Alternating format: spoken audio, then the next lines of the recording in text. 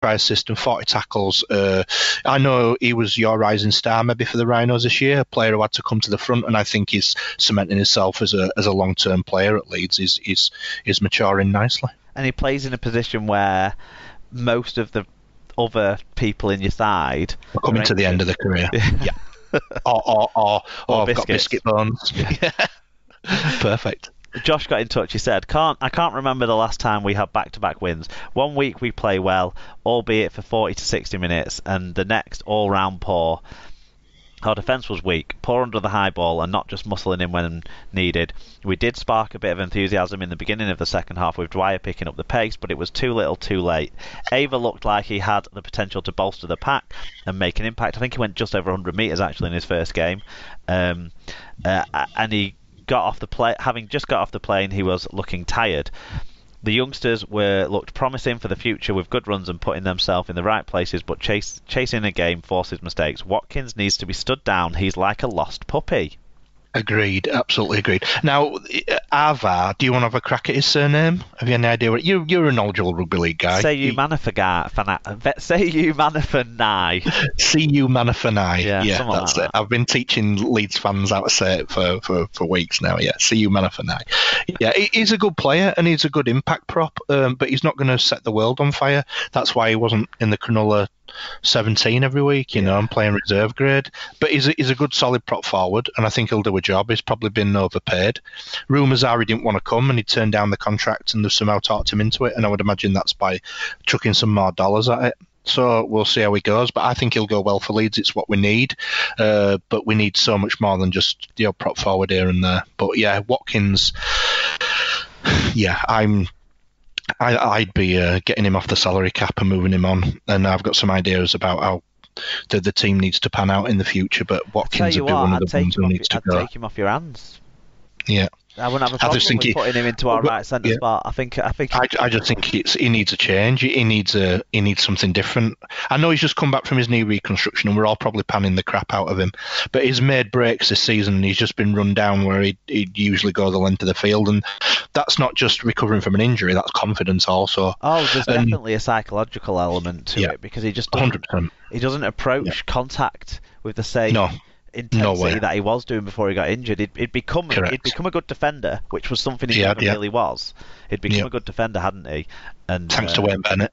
It doesn't feel like he's there, but the future is shining up right next to him on our rundown. Harry Newman, the kid's got fantastic. Something, Oh, he has, absolutely, yeah. Well, when he was playing at Fev, they were like, he's like a young Paul Newloff, which is, there aren't many better compliments in the game for a young centre coming through, and he's a big lad as well.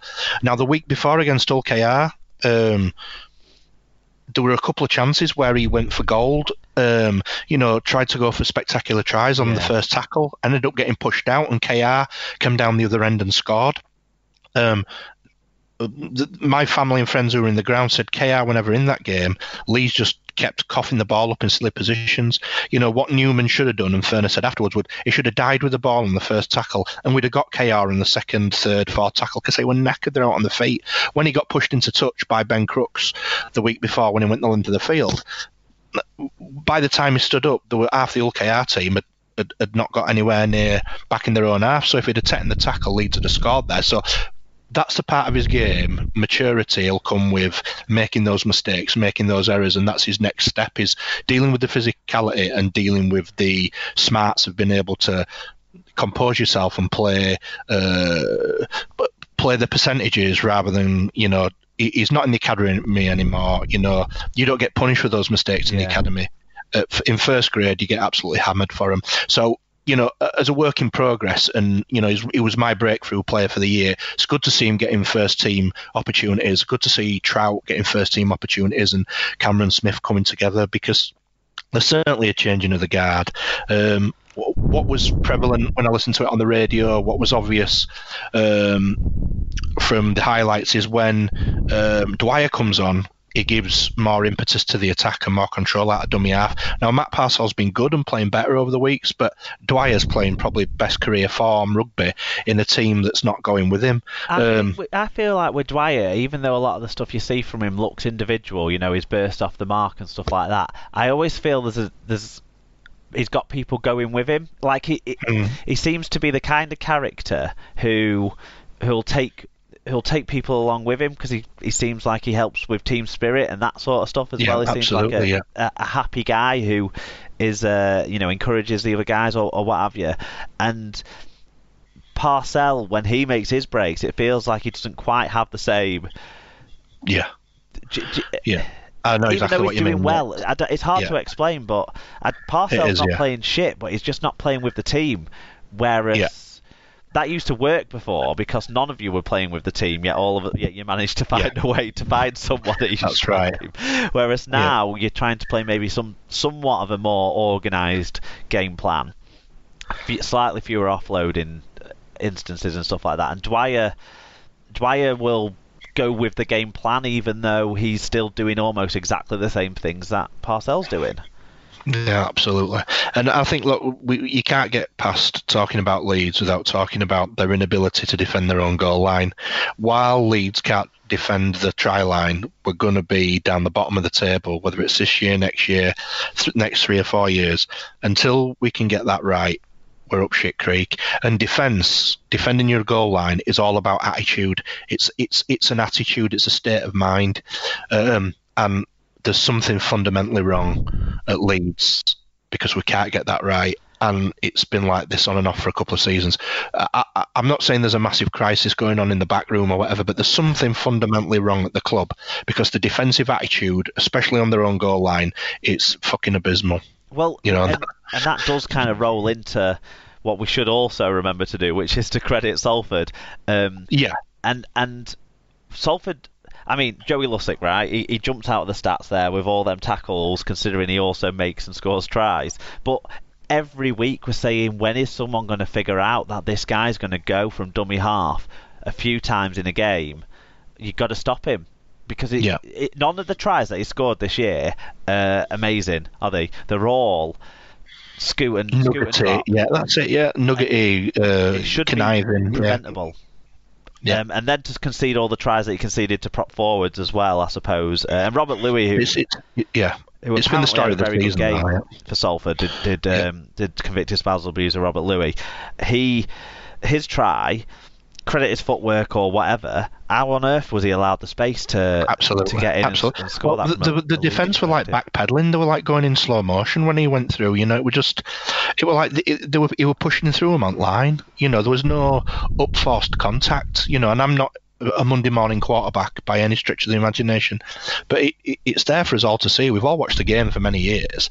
We've all watched Leeds be a champion team, and what they're dishing up in defence. And it's not taking anything away from Salford, but this is week in, week out.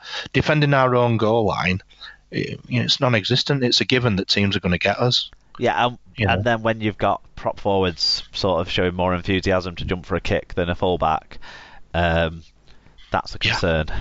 But for Salford, not a concern. They've finally sort of got another home win, which is something they were struggling doing. You would love to think that would bring people through the turnstiles. I doubt it will, sadly. It's not gonna. Unfortunately, and it does mean that a lot of these star names that are performing for them are going to be out on the market at the end of this year. But Watson's getting the most out of what he's got more than anyone else. I thought Lee Moffat. I think he's a fabulous. I thought their careers were, basically massively on the down at the top level. These are two players at the moment. Like, I'm not saying they're international caliber because of what other prop forwards are doing across the game, but they are playing way better than I would have anticipated them to. And I tell you what, I'd have them both back at Wigan right now, in our side right now, compared to what some of our bench forwards are doing and that sort of stuff. And they're not making mistakes, Salford. They're one of the teams that makes the fewest errors at the moment, because and that doesn't mean they don't play an expansive game, but they play it once they've tired you out. They play it at the right time, or they put pressure on in the right spots because they've got clever players who are in the skill positions.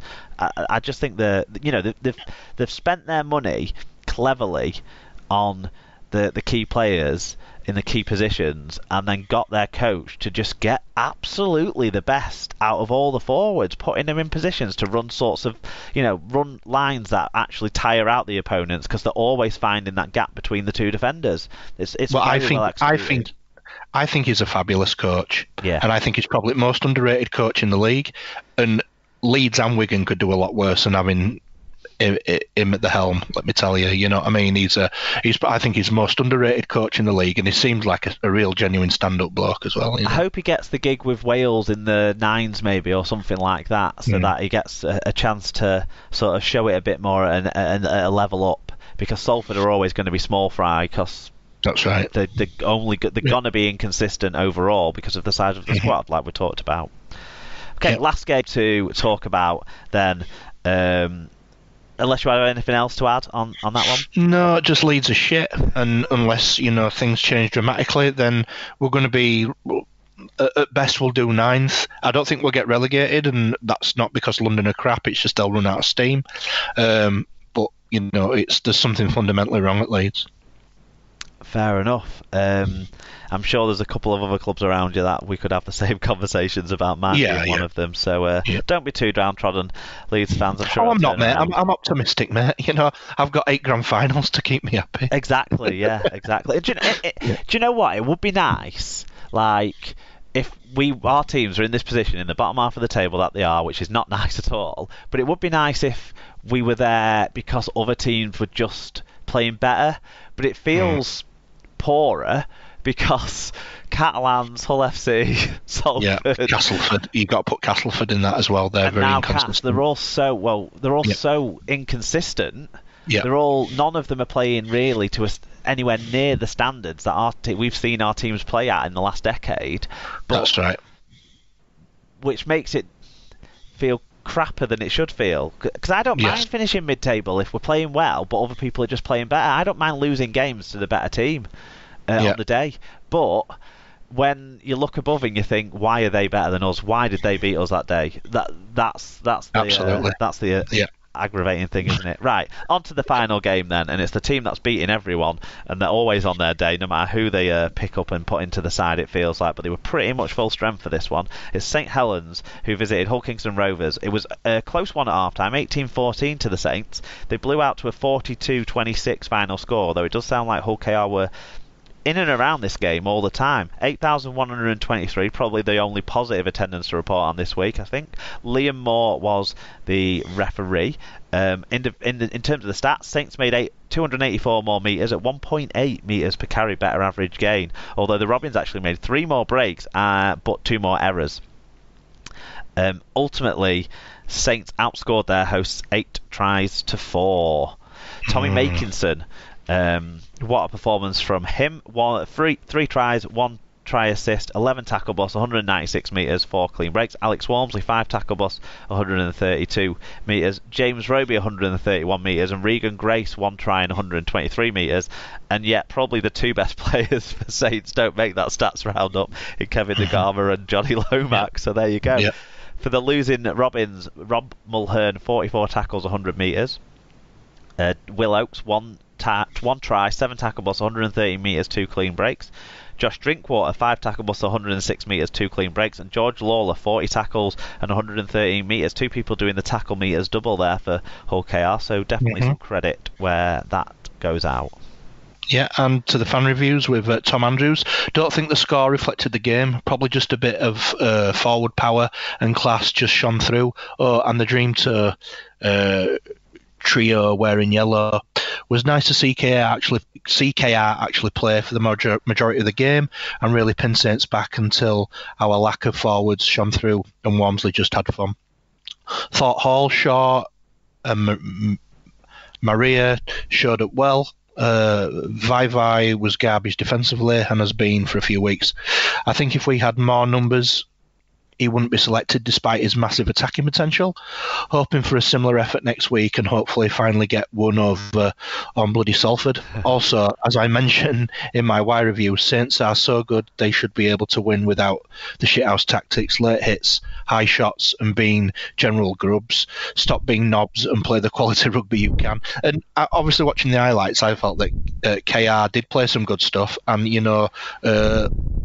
showed some real promise throughout the game. But, Saints just got away with the different level in quality and players available. Definitely, yeah.